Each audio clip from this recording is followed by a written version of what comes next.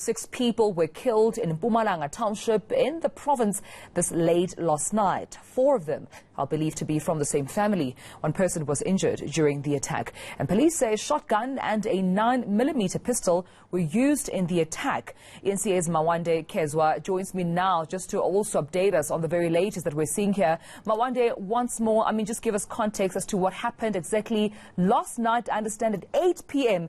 when a family was ambushed and some family members killed.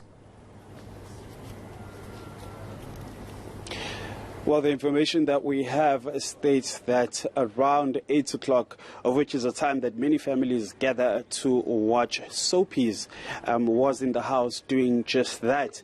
And an unknown number of gunmen surrounded the house like water on an island. And what then happened is that gunshots started to be heard.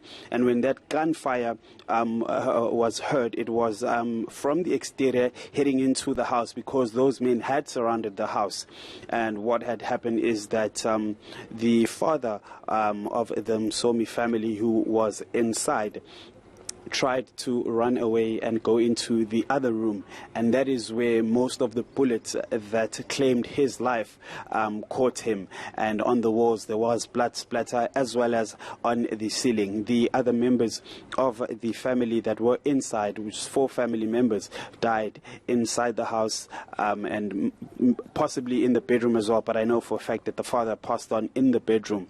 There were also 2 neighbors, making the 6 that were unfortunately killed. Family members say that they received calls at about 11 p.m. informing them of what had transpired at the Msomi home, and that is when they started making their way. We spoke to one of the family members who was the first to arrive on the scene, and he told us of the horrific scene that he saw when he came in, something that you only see on Hollywood horror films and not something that you would expect to see in real life. Such is the nature of the crime that has been committed here, where 6 family members, or 6 lives were claimed, 4 family members of the Msomi family and 2 neighbors.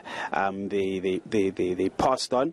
There was a daughter that survived, 3 survivors if I'm not mistaken, and most of them are youth, and one of those that did survive is also, if I'm not mistaken, a 3-year-old child.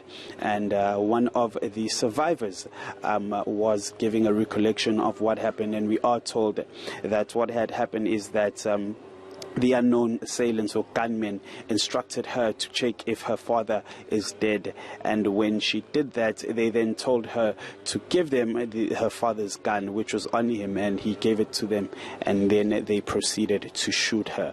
Fortunately, they missed, and the bullets just grazed her forehead, and she does indeed have a mark on the forehead.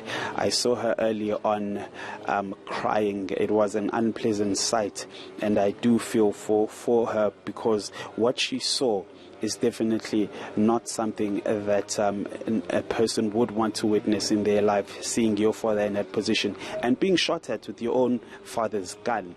She was giving a recollection of that, and that is what she was able to explain that she saw. Definitely an unpleasant sight indeed. Well, Mawande, we, of course, it's been a couple of minutes since we last spoke about this gruesome killing in KwaZulu-Natal. Any updates from the police as far as investigations are concerned, or even the arrests that have perhaps been or have not been made yet?